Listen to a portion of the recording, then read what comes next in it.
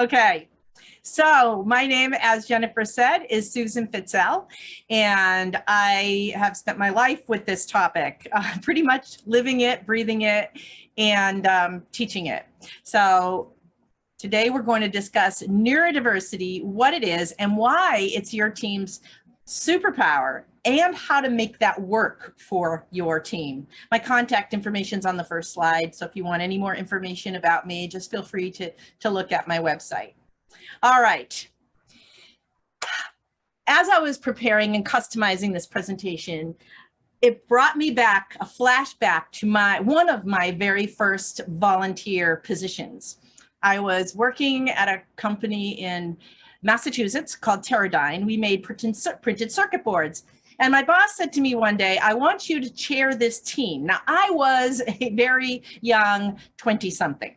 And he said, I want you to chair this team, the IPC committee team, to develop these standards for printed circuit boards. I barely knew what a printed circuit board was. And I said, why do you want me to be this chair and this committee member? And he said to me, because, and the exact words were, I want you to learn how to be able to get people to do what you want them to do without having any authority over them. That was his mission. And I remember at the time thinking that it was, very interesting and a little bit strange that that's what he wanted, but okay, I went along with it. And as you can see from these pictures I dug out of my archives, that I was part of that committee. And it was quite the learning experience, especially since I was very young, didn't really have any skills to do this kind of thing. And I'm working with all these very successful engineers, and that was also a new world for me. So it was a wonderful experience to be able to learn how to work as a leader on a volunteer committee, where in the past, if I did anything volunteer, I was a member, I wasn't a leader. And so I did learn from the experience, and I'm really grateful to Bill, my boss at the time, for giving me that opportunity. So here's a pictures you missed out on. That's me when I'm a 20-something. There's me with that funky little bow tie when I was a 20-something. So this was the committee that I was on way back in the day. And that was my first experience. But no matter what experience I bring to the table today, I'm sure there are many of you here today that already have experience with the topic I'm going to discuss, whether you have experience with children in the school age level, where you might even have a child, or might know a child, or have a relative that is dyslexic or ADHD or in the autistic spectrum.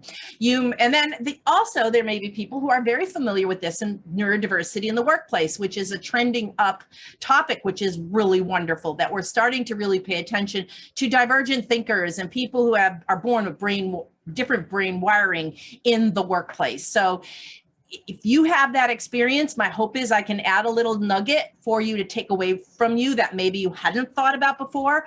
However, I honor and respect your knowledge and ability to understand this topic.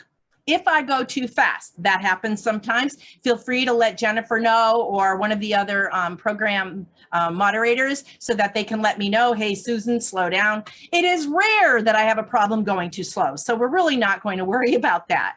Today, I'm going to give you many things to think about. It's like going to a buffet and a smorgasbord, and you will be able to pick and choose what you like out of that smorgasbord. You don't have to take everything I say as, carved in stone, because it's not. There's so much we don't know still about this topic, and there's a lot of controversy over the language around this topic, and we'll be discussing that a little bit.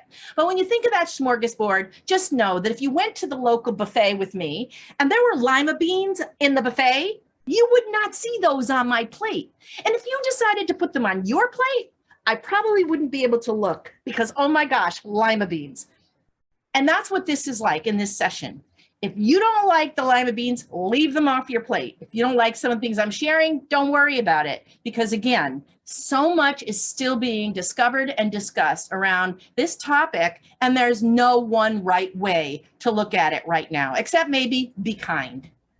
because that's just the right way in life. So pick what you like, pick what you choose. When we do great breakout sessions, feel free to, and I encourage you to turn on your camera if you can, if that works for you, so that you can see the faces and have the conversations. We're only going to have one for sure breakout room and possibly a couple, one other. So that depends on how things go and what questions I get asked. So I might deviate from my script of having 2 breakouts to having more time for you, because this isn't about what I've got on my slides. This is about what you need and your questions and what you can get out of this session. So that's more important to me than making sure I get through every slide.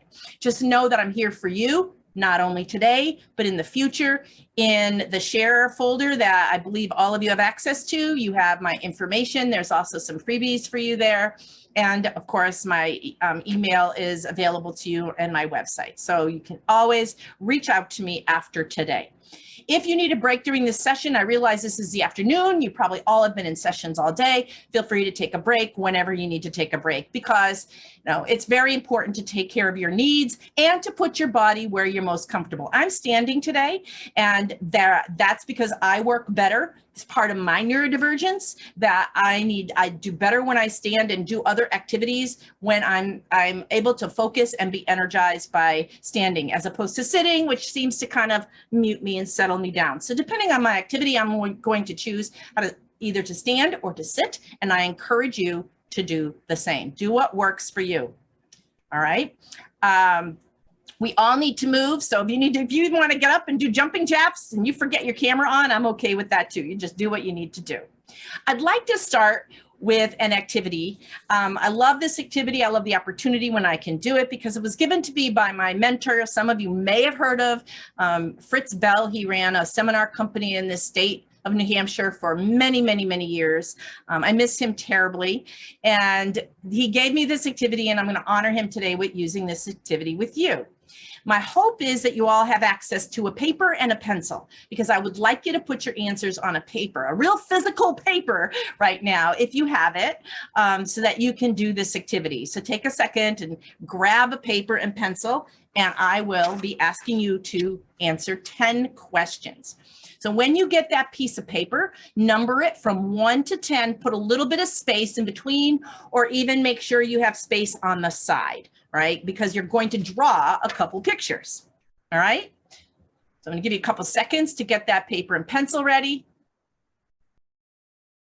All right, it looks like from those I can see in the gallery, and by the way, if you see me looking this direction, I'm not looking at something else. No squirrels on that side. I hid the squirrels with a shade because I'm also ADHD, and sometimes there really is a squirrel in my bird feeder that distracts me. But I'm looking at you. If you see me, it doesn't look like I'm looking at you, but I am. All right, so let's move forward with this. On your piece of paper, get ready to answer these questions.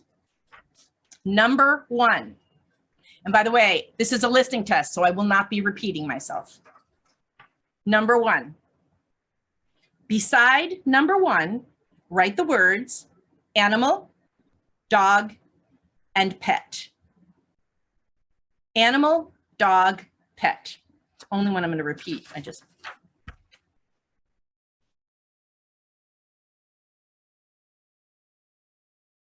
Number 2, write the 2 numbers that come between 11 and 14.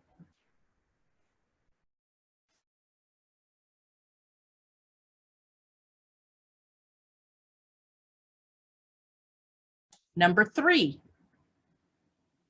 write in alphabetical order the words cat, boat, red, man.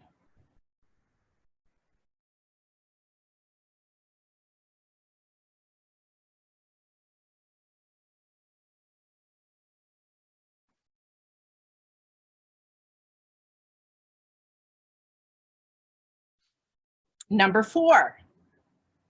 By the way, those of you who have your camera on, you can help me by looking up at your camera when you're done, so I have a cue as to I've given you enough time. Number 4, if New York City is west of Chicago, write the word west.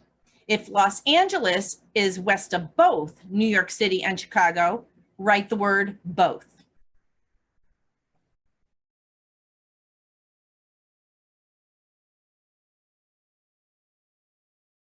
Number 5, draw one circle inside a larger one.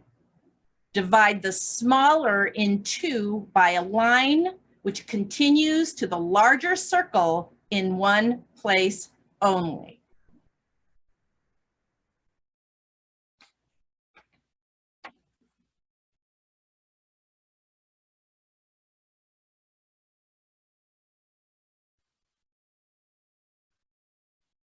Okay, I see Leslie, Avi, Becca, Cassidy. Okay, I assume you had enough time. All right. Number 6, if John has 5 marbles and Bill has 4, but Danny wins 2 from Bill, how many marbles do John and Bill have together now?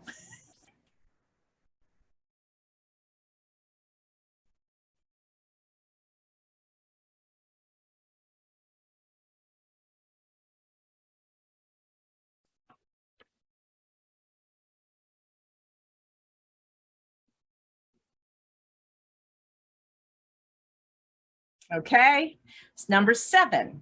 Draw a circle inside a square, not touching any of the 4 sides of the square. Then draw a triangle inside the circle, not touching the sides of the circle.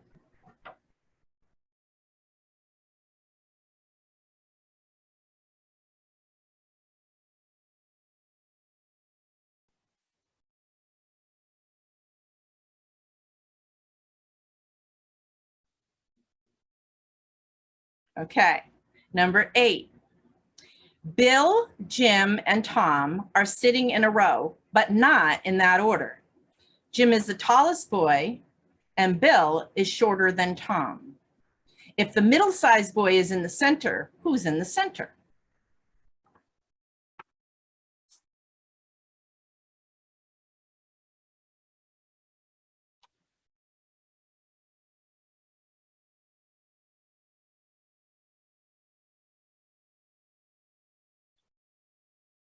Number 9. There are 9 blocks, 2 red, 3 green, and 1 yellow. The rest are blue. How many are blue?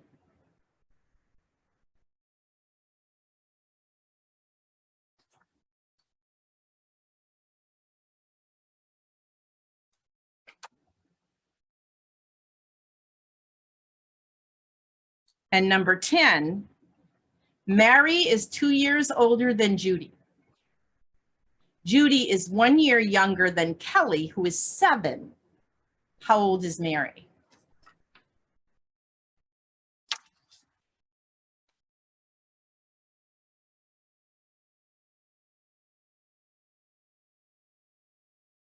Okay, I'm stopping the share. So please, Jennifer, make sure that I remember to put it back on.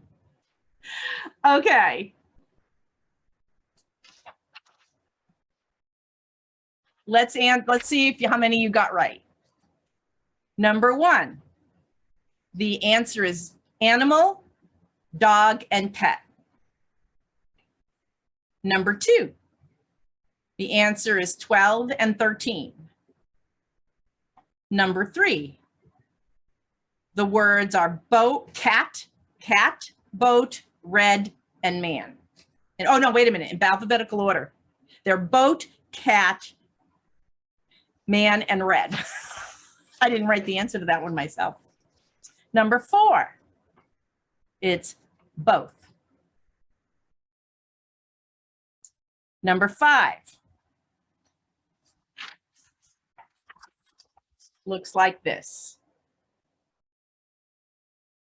I think this is the hardest one, this one and the other one. Okay, number 7, the marble question. The answer, number 6, the marble question, the answer is 7. Number 7 looks like this.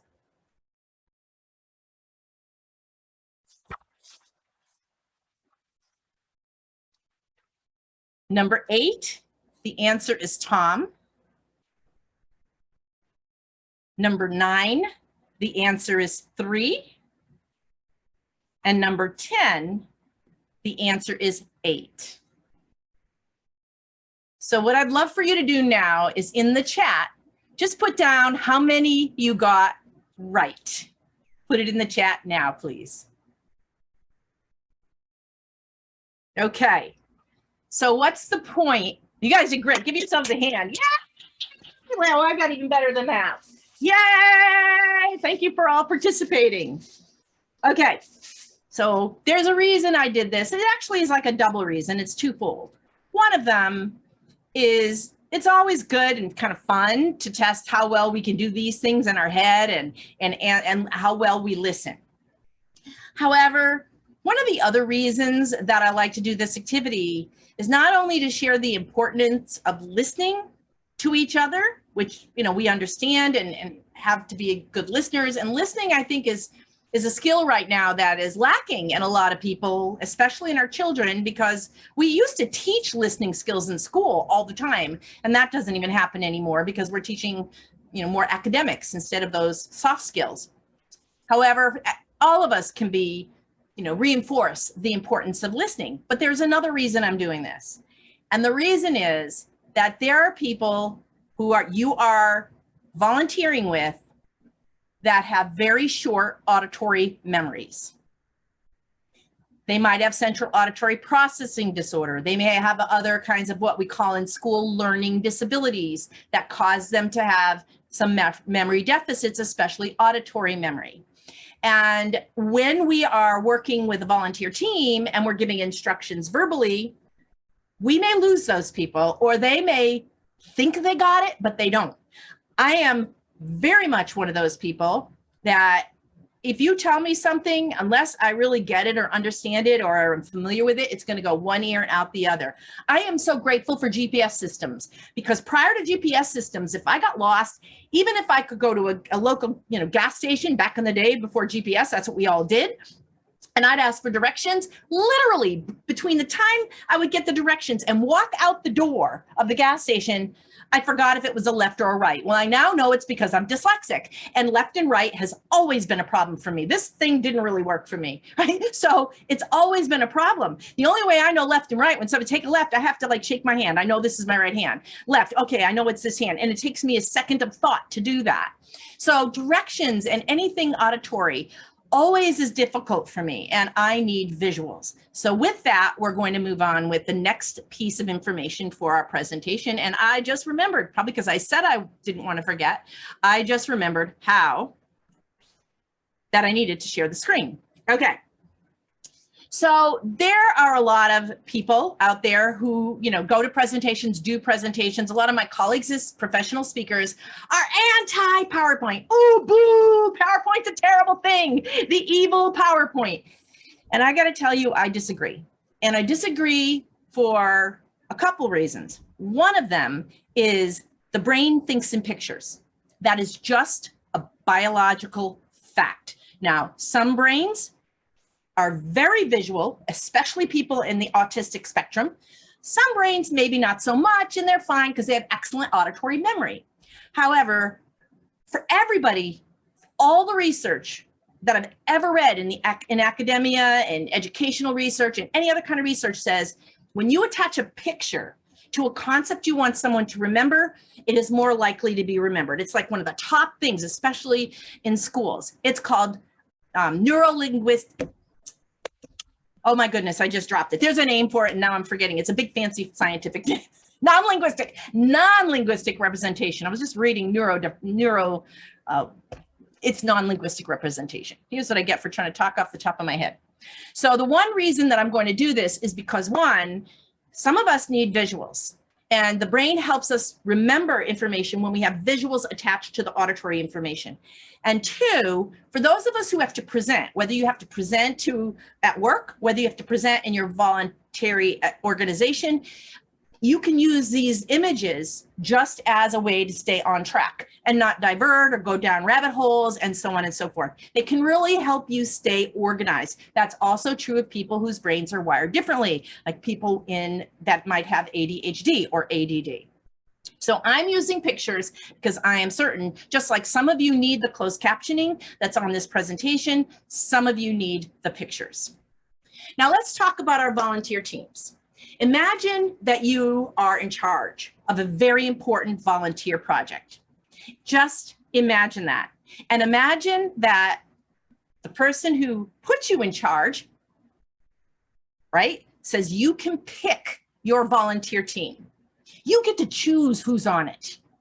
Who would you have on your volunteer team? You've got a project to accomplish. Everybody is a volunteer. Who would you want on that team? Would you want people who are very smart? Would you want people that are easy to get along with? Of course. Would you want people who have absolutely fabulous communication skills? Probably.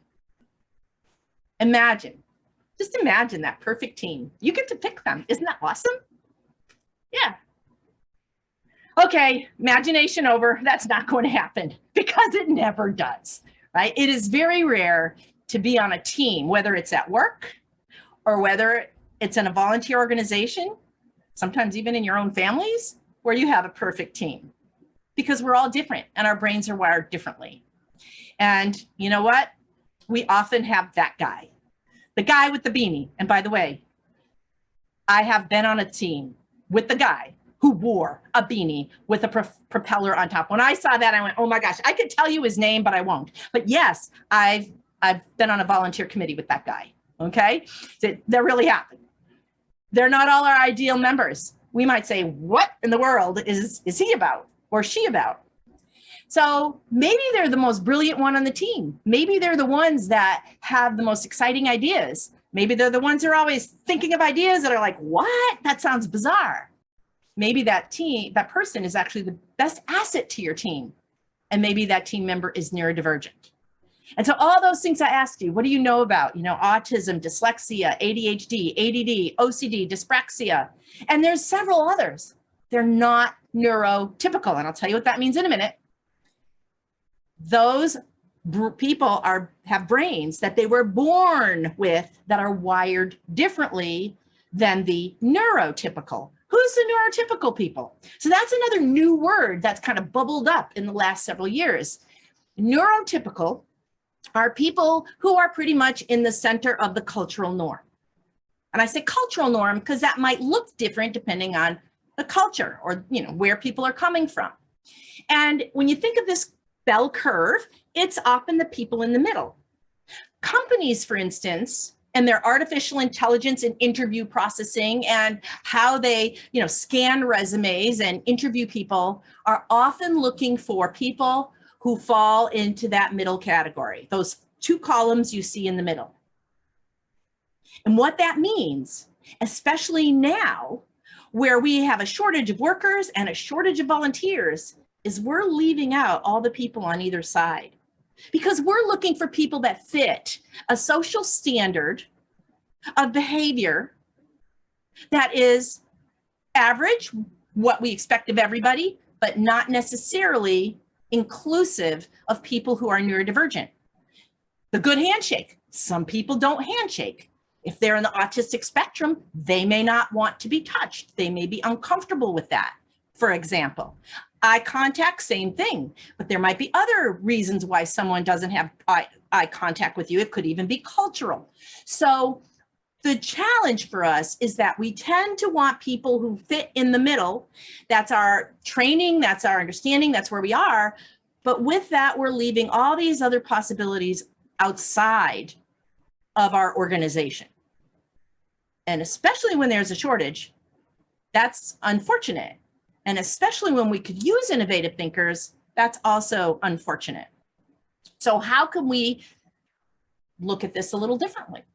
How do we access people on either side? How do we access and support people who are neurodivergent in our organizations, whether it's a workplace organization or whether it's a volunteer organization? Now, neurodiversity is another vocabulary word you might have heard. And this is a word that's a bit controversial, neurodiversity. And because this has been evolving over years and things change, and we'll talk about a couple of those things, but neurodiversity is when we have both neurodivergent thinkers, people who are born with different brain wiring, and people who are neurotypical. And the reason I say it's a little controversial is the word neurodiversity was coined first. And when it was originally coined, it referred only to people in the autistic spectrum. And now, because it's neurodiversity, most of your universities, most of your think tanks, most of your current literature thinks of neurodiversity as having a diversity of brains, brain wiring, and cognitive divergence in thinking. All right. So I have chosen to use the most recent definition of neurodiversity, even though you may have heard it before, referring only to people in the autistic spectrum. Same with neurodiverse. Often people think neurodiverse is autistic spectrum. Now that umbrella category has gotten much larger. Same thing with neurodivergent. Okay, so that's the vocabulary. Now, I'm going to do another activity with you, and we're going to look at famous people with learning disabilities. They're also famous people who were neurodivergent. So if you could flip your paper over that you used before and number it from 1 to 8.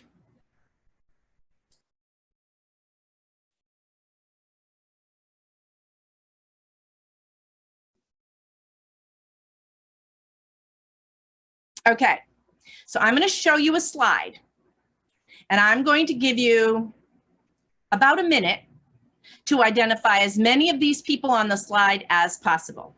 Are you ready? Okay, here you go.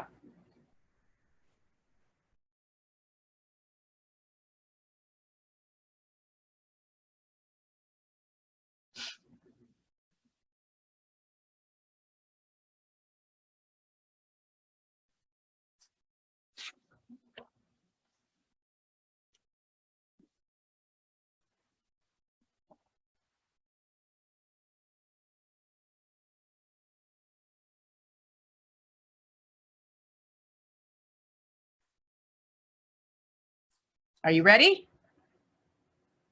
Okay.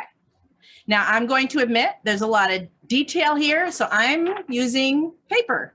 And I've got these written up, so it's going to be partially my cue cards and partially me ad-libbing, right? Again, you might have people on your volunteer teams that may not have really strong memories, and so they may need cue cards when they have to get up and speak or share ideas at a meeting or in an organization.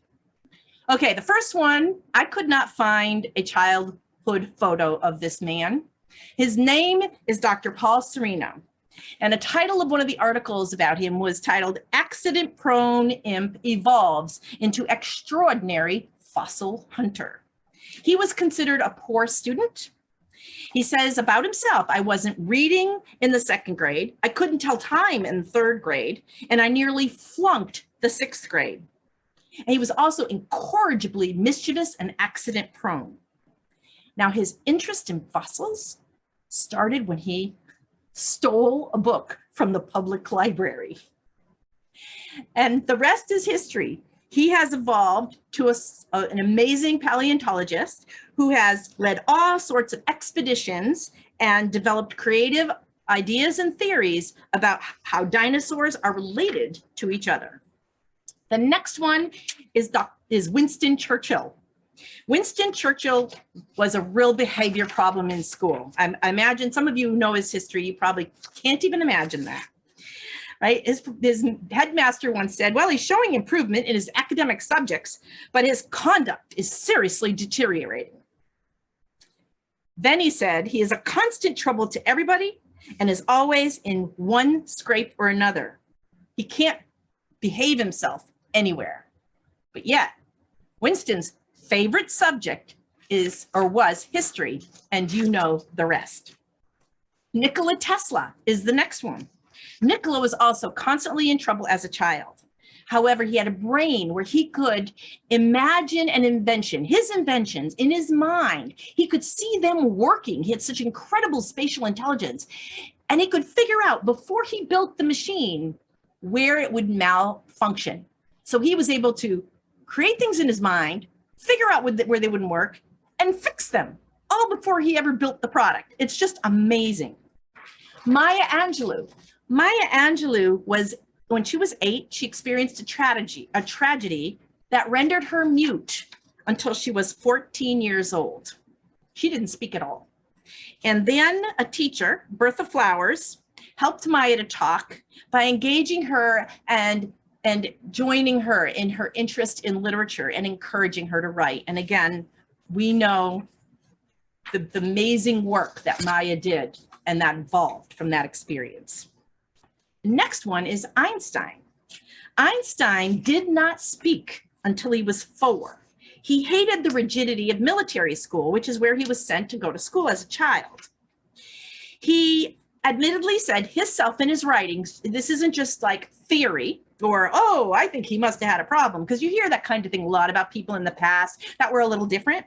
He actually wrote in his own writings that he had trouble memorizing words, texts, and names, and it caused him considerable difficulty in school. His teachers actually said he struggled to learn in the classroom. Taking a test for him, his words, was like walking to the guillotine. He hated it that much. And yet, you know how much Albert Einstein contributed to the world. He was absolutely brilliant.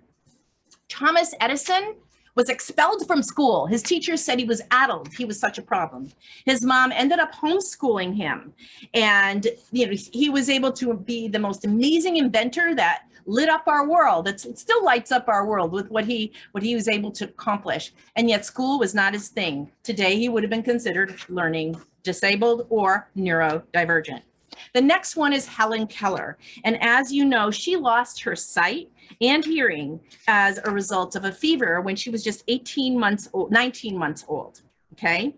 And she was brilliant. Once she learned how to communicate, she was able to graduate from Radcliffe College, and she authored 14 different publications.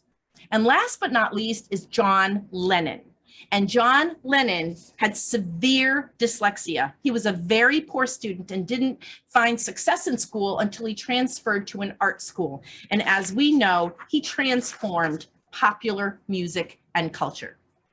So these are historical figures we may all know about that on today's way of looking at, how people learn, how people are in the world would be considered neurodivergent. Well, what about today? Is there anybody from today that we might call neurodivergent? There are many. And one of them is Dan Aykroyd, Greta Thunberg, Billie Eilish, Dean Kamen, Anderson Cooper, Temple Grandin. And if you haven't seen the movie Temple Grandin, it's fascinating to watch. It's just amazing, and it really is worth watching. Richard Branson. Do you know Richard Branson? His dyslexia is so bad, he hardly reads anything to run his business himself. He hires people he trusts to read all that needs to be read so that he can do the successful business that he does. As many of you already shared in chat, you know people with neurodivergence. You know people with dyslexia or dyspraxia or autism or ADHD or misophonia or dyspraxia. And misophonia has to do with sounds and being irritated by certain sounds, having trouble with certain sounds, okay, hearing them and being able to tolerate them. There are between 30 to 40% of our population is believed to be neurodivergent. 30 to 40%. So we all know somebody. We might, in our jobs, work with people who are neurodivergent. We most likely have people on our volunteer teams that are neurodivergent. We often don't know because they hide that aspect of themselves. They don't want people to know because they're afraid of being bullied or harassed if people understand, or even fired if people find out about their neurodivergence. And this is very common in the workplace, and I imagine that carries over into volunteer organizations. So what I'd like to do now, we talked about listening activities, and I've just given you a whole lot of information. So what I'd like to do is put you in a breakout room with 3 in the group, One of you tells, one of you listens, and one of you observes. Curiosity is the best way to practice listening. So what I'd love for you to do now that you've met, I mean, would you like to work with Richard Branson? Would you like to work with Thomas Edison? Would you, oh man, it would be great to go back in history and be involved with the work that he's doing. Think about those people that we just talked about, whether they're the historical figures or whether they're the figures of today, the people of today. Who would be your ideal partner? What would they look like? Now, the person who's listening can only ask what or how. Don't give your ideas. You can't say, oh, what about? Don't add to. Just listen, and you may ask questions, what or how, and your listening partner says it back, right? And ask clarifying questions, okay? So when you're saying it back, so the person's listening, and the other person's saying who their ideal partner is, you can only ask, if you're listening to the person talking about their ideal partner, you can only ask them questions, what or how, and then afterwards, you're going to say, here's what I heard you say, and ask clarifying questions. And then when we get back in the chat, I'd like the third person to list their observations, right? Ready, set, let's go to breakout rooms. Neurodiversity is a competitive advantage, and this is becoming the buzzword in corporations. Corporations like Ernst & Young several years ago started to bring neurodivergent employees, mostly those in the autistic spectrum, into their companies. And because they realized 85% of people in the autistic spectrum are unemployed. And so people have said, wait a minute, there's this whole pool, you know, both sides of that bell curve, there's a whole pool of people out there we're not reaching. And I would suggest that's also true of volunteer organizations. In your share folder for this session, I published an article. I wrote an article specifically for you, and I published an article with a different angle because I couldn't do everything in this session. And that angle is about how do we reach people for our organizations? There's a shortage of volunteers. Who might we be able to access that would be divergent thinkers in our organizations? And that article addresses that topic and shares how you might find people who are divergent thinkers and encourage them. And it could be so amazing for some people who are now not able to find work or not sure what they can do with their lives and not sure what they can contribute if they could become part of your volunteer organizations. SAP is another one who they started bringing in people who are neurodivergent, mostly again, their Autism at Work program, and they saw increased patenting, radical innovation, and increased profits. And then a major umbrella organization, the National Institute of Economic and Social Research, found that then when they hired neurodivergent workers, they had more creativity, more innovation, and more original solutions. See, volunteer organizations can absolutely benefit from this neurodivergent population also. And again, you know, we may already have some neurodivergent, different wired brains on our teams, but we may not know that they're there, or we may sometimes have a hard time working with them because, you know, that guy in the beanie, it's really hard sometimes to see their value. And why don't we? So I'm gonna make a confession. I had to do a keynote for the Down Syndrome Guild of Dallas a few years back. They asked me to do this keynote for their organization. And it was all about positive, let's find ways to work with people with Down syndrome. Well, for years, I'd been doing that famous people activity with my schools and my audiences that I was working with. And so I wondered, you know, oh, maybe I wonder if there are people who are Down syndrome who are famous. I thought it, but I didn't believe that I would find anything, but just in case, I typed it into Google. And what I found shocked me. It shocked me because what I found is there are many people who are famous who have Down syndrome. And honestly, I was a bit ashamed. I was embarrassed. This is what I've been doing my entire career. And I realized I had a blind spot. I had a bias. I didn't believe I'd ever find anybody with Down syndrome that was famous or that was even as capable as Google told me they were. There were famous musicians, famous artists, famous actors, and more. There's a whole a whole list of people I could have on the slides if we had more time. Yeah, famous people with Down syndrome. And yet I didn't even think about that. I didn't believe it was possible. It made me look in the mirror and look at myself and my own blind spots and assumptions. You know, we all have blind spots, and probably there's things we don't know, we don't see, and it's hard to know what they are because maybe that's why they're called blind spots. We're not aware of them. And what happens is those blind spots that we have influence our perceptions of people, influences what we expect of people. Oh, that person can't do that. You know, whether we really know whether they can or not, we make those assumptions. And again, this happens in life, no matter where we are, right? Families, workplaces, volunteer organizations. These biases, these blind spots influence our interactions with people.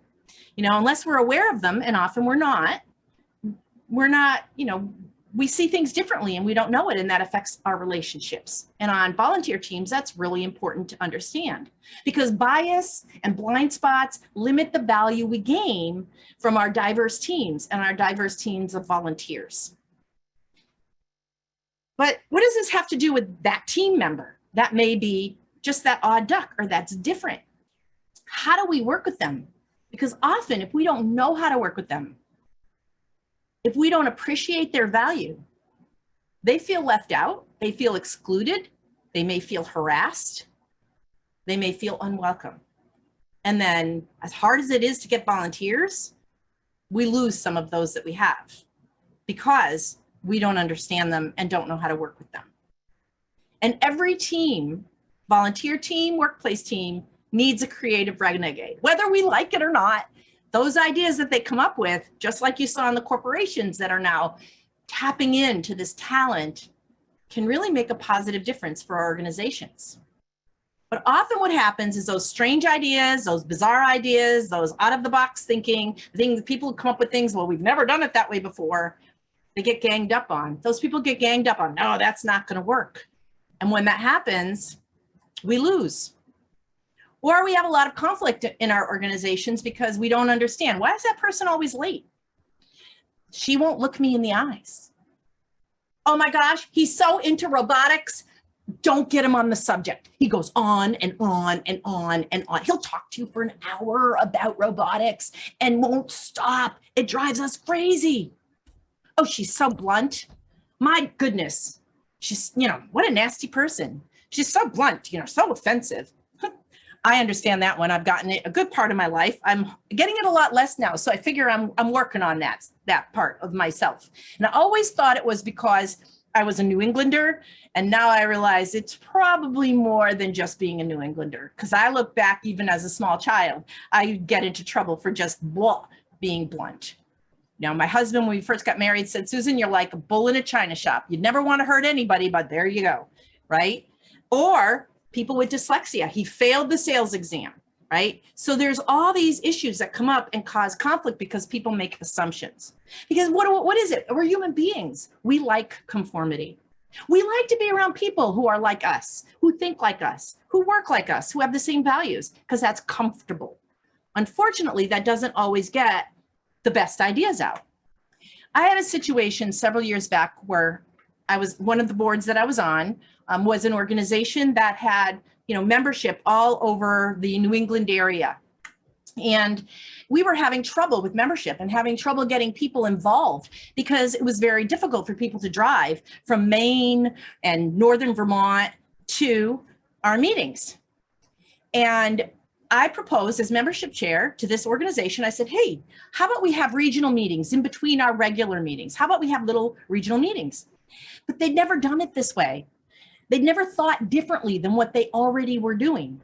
And the idea was shot down. It was shot down so strongly, I'll never forget it. The president of the organization reared up, stood up, leaned over the table, looked me in the eye and said, not only is this topic closed, don't you ever bring it up again. Well, let me tell you, as a neurodivergent, I didn't ever bring that topic up again, nor did I bring up any other topic again. That was it. Why would I want to? I didn't feel safe. And you might say that's a unique situation. I've had people, when I tell that story, go, oh, that happened to you. But let me tell you, it happens all the time. It happens in the workplace. I'm interviewing people that are in the autistic spectrum all the time now.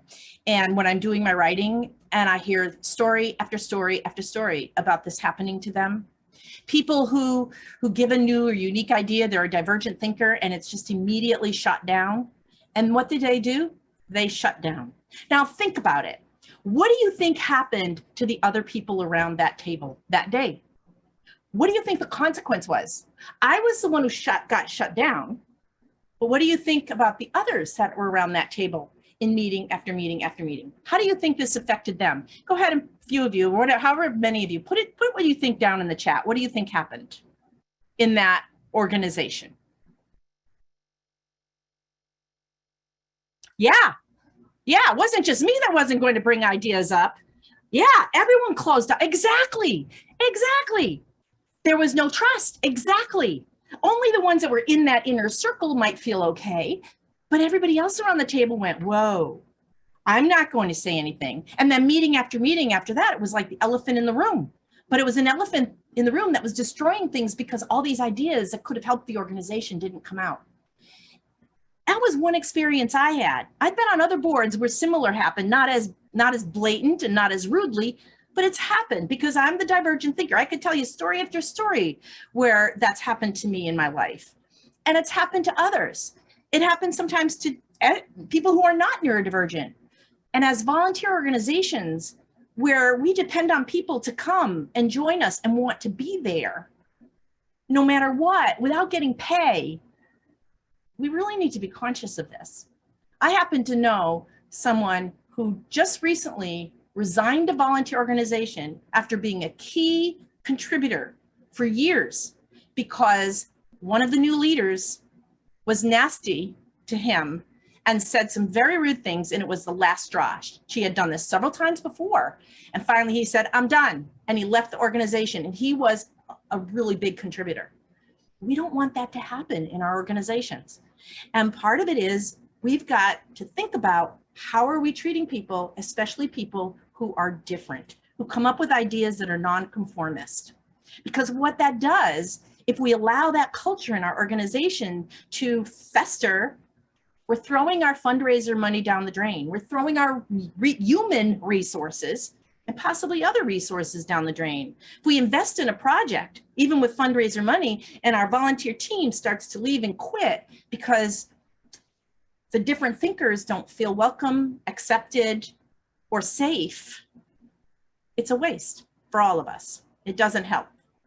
So I'm going to give you some strategies on how to avoid that. How do we foster that success? What do we do? How do we support divergent thinkers? I'm going to give you some practical things that hopefully will help. First, we're going to do a refresher because you may or may not know that I already gave you some. Number one, I really feel active listening skills training could be a real boon to any organization, and not just one and done. You know, do the active listening skills training, and then as you get people come and people go, maybe repeat it every now and then, maybe change it up a little bit, but active listening is important because we need to hear each other and feel that we are heard. So that's number one. Number two, add visuals or provide visuals, whether it's on paper, whether it's on your handouts, whether it's in your presentations, but use visuals so that it helps those who don't remember what you're saying very well. Find ways to communicate so that people absorb your message, remember your message, remember the instructions, remember what they're supposed to do, because that will help everybody feel better about what the project they're working on. We all have blind spots. This one's tough, because we usually don't know we have them because they're blind spots. So if we could stop, something's happened, take a step back, or we see someone, we make an automatic assumption. I mean, I've been practicing for the last couple of years. I see something, I hear my brain go, oh, that person, and I don't judge. Don't judge. That's like my mantra now in my head. It's like I've made it a habit. Don't judge. Even if it's something you could judge, don't judge. We don't know, especially now, especially today, we don't know what people are going through. This is very true. I recently had a situation where somebody I hired wasn't answering my email, wasn't responding to my calls. Finally, he did with a great apology. Come to find out that not only had he had COVID, the two other people in his office had severe illness, one COVID, one something else, that they were out of commission for almost 2 months. So even though he was doing okay, he was the one who was carrying the work of everybody else in his office. I was really grateful that I didn't send him an email attacking him for not responding to me, and that I just said, hey, is everything okay? Really important to do. Be careful of the elephant in the room, right? Be careful and be conscious of those, that unspoken tension, and maybe use some skills training in order to figure out, how can we work better together so that we keep those volunteers in our organization. Here's something I feel so strongly about: establish group norms. I have been on board of directors and worked in other organizations for decades. Only once have I ever been on a board of directors where they started a meeting and established group norms. Only once. And it was a Myers-Briggs by personality, style, and type. That was the organization. It was an APTI organization, and they knew they had extroverts that would just go blah, blah, blah, blah, and dominate the introverts. And there was other things going. They knew people because that was their thing. They understood people. And so they established group norms. And I'll never forget the first meeting on that board of directors going, wow, why don't more people do this? Now, maybe your organization does. I just know when I poll an audience and I say, how many of you do group norms before you start a meeting? I'm lucky if 2 or 3 hands go up. So if this is the only takeaway from this session, please do it, because group norms that you do, and before every meeting, not just once, remind everybody of the group norms every single time you're together. And in those group norms could be ways to allow for people to be different. Assume best intent. This is so important, especially for that person who's blunt. I can't tell you how many times people I've offended somebody and I'm like, I didn't mean to, what did I do? And if they would have just assumed best intent and asked me what I meant or what I was thinking or for clarification, everything would have been fine. But so often somebody does something and says something that we like, ooh, and I've done it too. I'm totally guilty of this. But again, this is something I'm working on every single day in my life now. It happens. We make an assumption, sometimes without realizing it. And those assumptions hurt our relationships, hurt our volunteer organizations. So whatever something happens, train yourself to say, okay, wait a minute. That just didn't feel good. Let's assume best intent, because we don't know what's going on with that person. Maybe there's some questions we can ask before we make a judgment. Do a check-in with your members, right? And I'm going to share with you, you're all going to get a copy of this. This is in the share. My daughter created this multi-ethnic moods poster. At the time we created it, it was the only one around. Now there's a bunch of them online, but this one's free and it's 8.5/11. And this is something that some companies are doing, especially a company called Ultranauts, a daily check-in with their members. How are you feeling? Is there anything we should know before we start? Whether it's on Zoom or in person, this is something that could be really helpful. Ultranauts, a company that only hires people who are neurodivergent, most of them in the autistic spectrum, actually has a user's manual for each member, for each employee. So, and one of them is how are you feeling today? Or what's the best way to communicate with you? These 7 strategies are good for all team members and critical for people who are neurodivergent. All right, we've got 3 minutes left, so we're going to skip this activity and just close right here. And what I would love for you to take away from this session is not only the 7 tips that I gave you, and you've got the slides in the share, right? And you'll have the video to look at to refresh your memory. But when we support the genius in all our volunteers, when we accept their crazy, innovative, different, divergent, bizarre ideas, when we help people to feel welcome, when we give them visuals or video instructions if they're dyslexic or have auditory memory issues, all those things help it to be more inclusive for our organizations. And when we can do that, when we can embrace the different brain wiring of our volunteer members, who knows what we can achieve. Thank you.